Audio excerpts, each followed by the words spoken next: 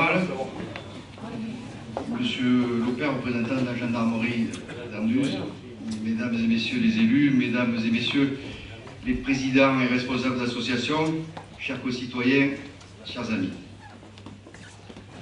Je tiens tout d'abord à excuser Monsieur le sous-préfet d'Alès, Monsieur le sénateur Simon Suto, Madame Nelly Fontano, conseillère régionale, Monsieur Reza, directeur du CDT, ainsi que notre ancien président, Monsieur Guy Nkawa, qui regrette de ne pas pouvoir être parmi nous ce soir et qui me demande de vous saluer, ce que je fais volontiers. Je regrette également l'absence de certains élus communautaires. Il y a de tradition que la communauté organise sa réception des vœux le dernier vendredi de janvier, de manière à permettre à toutes les communes de le faire avant. Cette année, la mairie de Bribotte a choisi cette date, même date pour la présentation des vœux, donc je trouve que c'est regrettable, mais c'est comme ça. Donc, acte. L'année 2011 a été marquée par une série d'événements très importants pour notre communauté de communes. La réforme territoriale a bien évidemment occupé le devant de la scène. Je voudrais avant tout rappeler l'importance qu'a pris au fil des ans l'intercommunalité dans notre vie de tous les jours. La coopération intercommunale a longtemps été une notion très abstraite pour les citoyens, alors que les communes, elles, ont très vite compris l'intérêt de s'associer pour répondre plus efficacement et de façon cohérente, notamment aux besoins d'équipement des territoires. Le débat, ouvert par la réforme territoriale, a permis à la plupart des citoyens de nos communes de découvrir l'intercommunalité. À travers ses compétences, à travers les services publics qu'elle assure, la de ces 2 ans, notre communauté occupe une place de plus en plus importante dans la vie quotidienne des habitants de notre territoire. Elle assure la collecte et le traitement des ordures, organise l'accueil des enfants dans les crèches, réalise la réparation et l'entretien de nos routes, assure l'enseignement musical et le financement des écoles de sport. Elle propose des animations, des concerts, des spectacles tout au long de l'année, organise l'accueil des touristes et la promotion de notre territoire. Elle accompagne chaque jour ceux qui, dans les commerces, dans les entreprises, dans leurs vignes, animent et font vivre ce territoire. Que de changements en quelques années. Souvenez-vous, il y a 5 ans à peine, une crèche associative à Anduze et un jardin d'enfants à Massirargues. Aujourd'hui, 5 crèches à Anduze, à Massirargues, mais aussi à Ribotte-les-Tavernes et depuis cette année à Lézan. Avec une crèche pour 2000 habitants, 66 places de garde pour 100 enfants de moins de 3 ans, j'en parlais ce matin avec monsieur le directeur de la CAF, avec monsieur Mazia, nous sommes un des territoires qui assume le mieux sa compétence petite enfance. Dans notre département et dans notre région, et nous pouvons en être fiers. Souvenez-vous des inondations de 2002. Nos communes ravagées, nos infrastructures détruites. La communauté a pris en charge sans compter et de manière solidaire la reconstruction de notre voirie, de nos routes, de nos ponts. Plus de 6 millions d'euros de travaux portés par l'intercommunalité. Quelle commune aurait pu se relever seule d'un tel désastre? Souvenez-vous aussi des inondations de 2008 dans nos communes de montagne, celles de 2010 dans nos communes de plaine. Là encore, la communauté a assumé une nouvelle fois l'ensemble des travaux de remise en état, de cette capacité à agir, de cette solidarité qui s'exprime entre nos communes. Oui, nous pouvons en être fiers. De la réussite de cette année consacrée à promouvoir le savoir-faire de nos potiers et de nos céramistes, du succès de l'ensemble des animations et des manifestations organisées par la communauté, de la présence de plus de 3000 personnes au spectacle de clôture à Anduze, oui, nous pouvons en être fiers. De l'attribution par l'administration d'une 3e étoile à notre office du tourisme, distinction qui vient reconnaître l'importance des moyens consacrés par la DCA à son office et à la qualité du travail accompli par le personnel, oui, nous pouvons en être fiers. D'avoir pu maintenir la gendarmerie d'Anduze grâce à notre capacité financière qui nous permet d'avancer aujourd'hui à la commune d'Anduze les 2,5 millions d'euros qui lui sont nécessaires et qu'elle ne pouvait pas mobiliser toute seule, oui, nous pouvons en être fiers. Nous pouvons être fiers du travail accompli au sein de cette communauté. Je ne veux pas faire d'autosatisfaction, ce n'est pas le but, mais je voulais simplement rappeler quelques évidences, quelques vérités. Il y a tellement de gens qui disent du mal de nous, qui veut noyer son chien, comme dit le proverbe. Pour certains, notre communauté de communes ne fonctionne pas. La ruralité est devenue ringarde et l'avenir de nos communes ne peut se concevoir que dans des grands ensembles qui viendront nous apporter le progrès, le savoir, la compétence, l'électricité.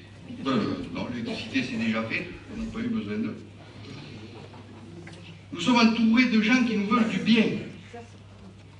Quelques élus, peu nombreux il est vrai, mais quelques élus éclairés, qui ont tout étudié, qui ne peuvent pas nous expliquer pourquoi, ce serait trop long, ce serait trop difficile, mais qui eux savent que notre bonheur est ailleurs. Un préfet qui nous aime. Ouais, un préfet qui nous aime. Un préfet qui veut nous sauver. Nous extirper de ce monde rural qui va mourir. Un préfet qui, ne vous inquiétez pas, va prendre en main notre destin. Il est là pour ça. Un président d'agglomération prêt à tous les sacrifices pour nous accueillir. Une agglomération qui n'a pourtant, selon lui, aucun intérêt à élargir son périmètre. J'ai lu ça il y a très peu de temps. Venant au passage ainsi démentir la déclaration qu'il faisait quelques semaines avant et qui avait fait le titre de l'article du journal local, je le cite, il est vital pour le Grand Est de s'agrandir. Alors c'est vrai que j'ai parfois du mal et que nous avons parfois du mal à suivre, à comprendre, mais c'est pour notre bien. Voilà, il paraît même que les impôts vont baisser et qu'on va nous apprendre à compter. Le bonheur parfait. Mes amis, sachez que tout le monde nous aime, tout le monde veut nous aider, en fin de compte, tout le monde veut notre bonheur. Et peu importe si on n'est pas d'accord, après tout. Peu importe si 6 conseils municipaux sur 8 ont demandé le maintien de la DCA sur son périmètre. Peu importe si 82% des citoyens de ce territoire ont rejeté sans ambiguïté les propositions préfectorales. La démocratie, c'est la loi, nous dit monsieur le préfet, et la loi, elle vous interdit de consulter les électeurs. Voilà, c'est ça la nouvelle démocratie. Et la loi, elle dit que ce sont les élus de Nîmes, de Bagnols ou de Camargue qui vont décider de l'avenir de Générard ou de Cardet. Vous voyez bien, ce sont des élus qui décident. Hein, ce sont des élus. Ce ne sont pas les vôtres, d'accord, mais ce sont des élus. Donc c'est ça la nouvelle démocratie. On a décidé de nous conduire vers le bonheur et on nous y conduira de force s'il le faut, parce que c'est notre bien. Nous serions ainsi tellement ignorants, tellement incapables, tellement incompétents. Nous serions ainsi impertinents à vouloir connaître toutes les conséquences de ce qui nous est proposé. Nous serions ainsi utopistes, doux rêveurs, de vouloir croire que la solidarité doit être le moteur de l'intercommunalité. Nous serions ainsi ringards à vouloir préserver la qualité de nos paysages, la qualité de nos vies, ce qui fait notre spécificité et ce qui fait que nous avons choisi de vivre ici. Nous serions ainsi naïfs de penser que la coopération intercommunale doit être portée par un projet de territoire et non par des considérations politiques.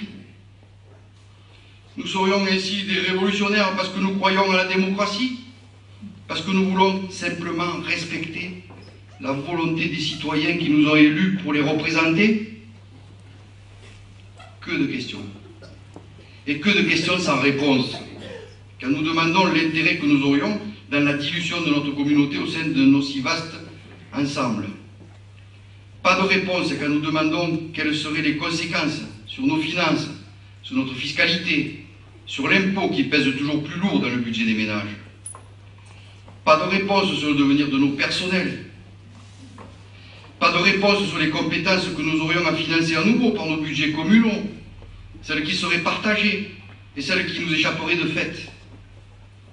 Pas de réponse enfin sur le mode de gouvernance, sur la représentativité de nos territoires, sur les moyens dont nous disposerions pour faire entendre notre voix dans un ensemble de 100 000 habitants, au sein duquel nous ne serions qu'une petite goutte d'eau. Cette réforme territoriale a été menée au pas de charge. Elle a été conduite dans le désordre le plus total, en imposant des périmètres avant même d'en avoir défini le contenu.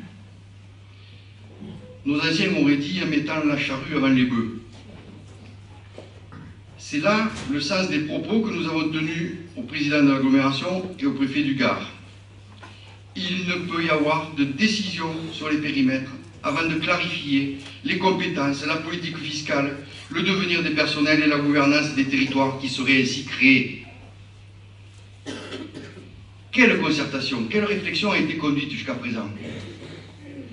Nous sommes passés par tous les stades.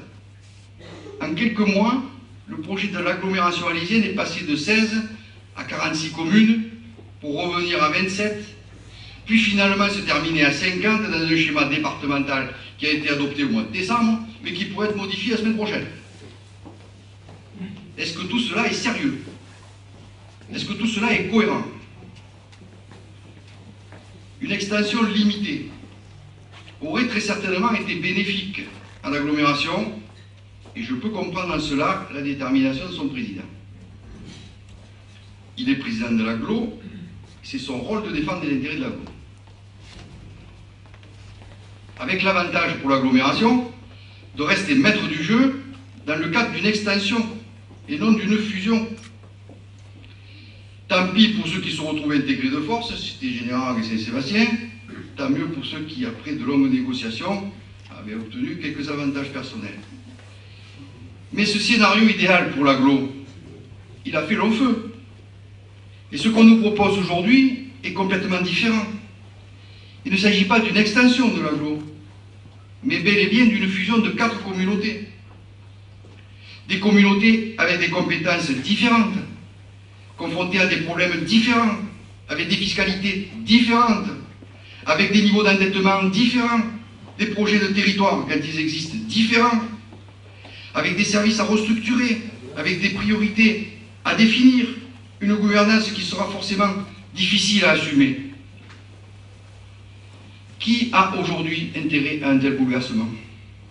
Les 16 communes de l'agglo actuelle, si j'entends les messages qui m'arrivent, elles commencent à s'apercevoir qu'elles n'y retrouveront pas leur compte, qu'elles perdront de fait les moyens, de l'influence et du pouvoir. Les 34 communes qui seraient intégrées, les 2/3 ont déjà exprimé que ce serait contre leur volonté. Que de chemin à parcourir, que de travail à rattraper aujourd'hui pour n'avoir pas tout simplement respecté l'ordre des choses, pour ne pas avoir mis les bœufs devant et la charrue derrière. Comment les choses vont-elles se dérouler maintenant? Je sais que c'est une question qui tracasse beaucoup de monde. De quelle manière et à quel rythme? Le schéma départemental de coopération intercommunale du Gard a été adopté. Il a fait l'objet d'un arrêté préfectoral en date du 23 décembre dernier. Il s'agit en quelque sorte d'une feuille de route qui va s'imposer à l'administration. Depuis le 1er janvier, nous sommes entrés dans la phase de mise en œuvre de ce schéma. Une circulaire ministérielle a été envoyée à tous les préfets il y a quelques jours pour préciser les conditions de mise en œuvre de ce schéma. Cette circulaire rappelle le calendrier fixé par la loi de réforme territoriale de 2010 qui fixe au 1er juin 2013 la date limite pour la signature des arrêtés de création des nouveaux EPCI issus de la fusion de plusieurs intercommunalités. Avant d'en arriver là, Monsieur le Préfet devra, pour chaque intercommunalité modifiée ou créée, prendre un premier arrêté dit de périmètre. La totalité des conseils municipaux des communes concernées sera alors invitée à délibérer, favorablement ou défavorablement, sur le périmètre proposé. Chaque commune disposera alors d'un délai de 3 mois pour donner son avis. Au terme de cette consultation, si la moitié au moins des communes a donné un avis favorable, et si au moins un tiers des communes de chaque communauté est d'accord, Monsieur le Préfet pourra alors signer en 2012 le deuxième arrêté dit de création, qui fixe notamment la date de démarrage de la nouvelle intercommunalité issue de la fusion des anciennes communautés qui disparaissent de fait. Si cette majorité de communes n'est pas réunie, il reviendra à Monsieur le Préfet d'attendre le 1er janvier 2013 et décider s'il passe outre l'avis des communes ou s'il prend acte du refus, laissant ainsi chaque territoire dans sa configuration actuelle. En cas de passer outre, et pour autant que les pouvoirs exceptionnels accordés au préfet par la loi de 2010 ne soient pas modifiés entre-temps, le projet revient devant la CDCI, qui retrouve alors son pouvoir d'amendement, et que les choses ne sont pas simples. Lors de l'entretien que la première vice-présidente Aurélie et moi-même avons eu le 13 janvier avec M. Bouzige, ce dernier nous a fait part de ses intentions en termes de calendrier concernant la création d'une nouvelle agglomération alésienne. Il a confirmé son engagement à donner, là je vais utiliser ces mots, tout le temps nécessaire, ce sont les termes qu'il a employés, à la concertation entre les 4 communautés concernées afin que puisse, là je dirais enfin, être engagée une discussion sur les compétences, sur les finances, sur la fiscalité, la gouvernance et le projet. Ce n'est qu'au terme d'un accord sur ces points essentiels qu'il proposera en septembre, octobre ou plus tard si nécessaire, l'arrêté de périmètre qui sera soumis à l'avis des conseils municipaux. Nous aurons donc tous à nous prononcer à nouveau, mais cette fois-ci ce sera avec les éléments que nous réclamons depuis si longtemps. Différence. Sur certains territoires, prenons par exemple la communauté d'Aglo qui se crée sur la vallée du Rhône, ou le Grand Lussan, ce travail est déjà bien avancé. Les arrêtés de périmètre seront pris rapidement afin de permettre le démarrage des nouveaux territoires au 1er janvier de l'année suivante, c'est-à-dire au 1er janvier 2013.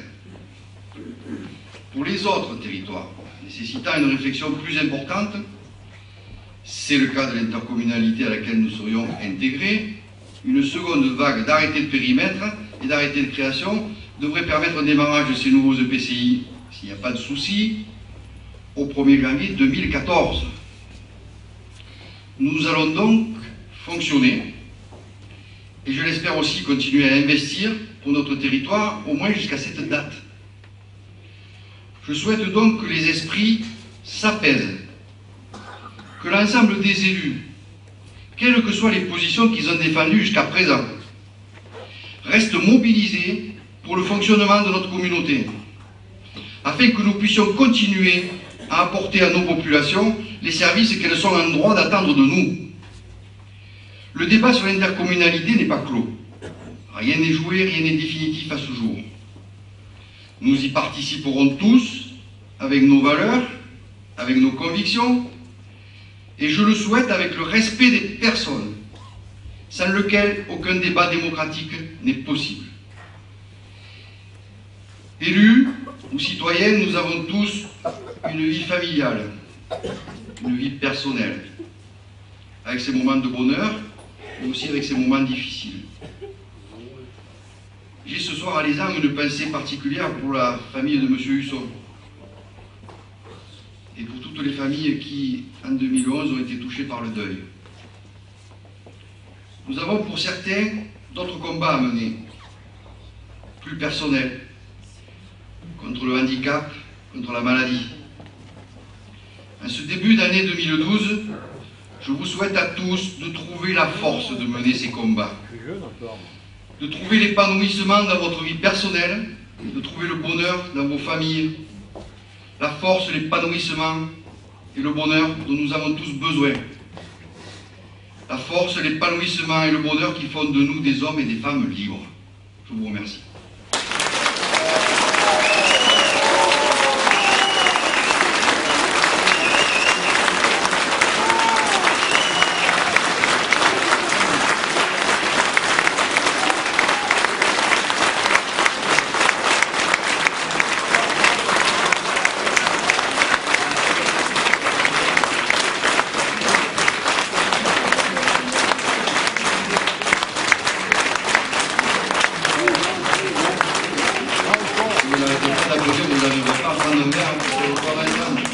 Merci beaucoup.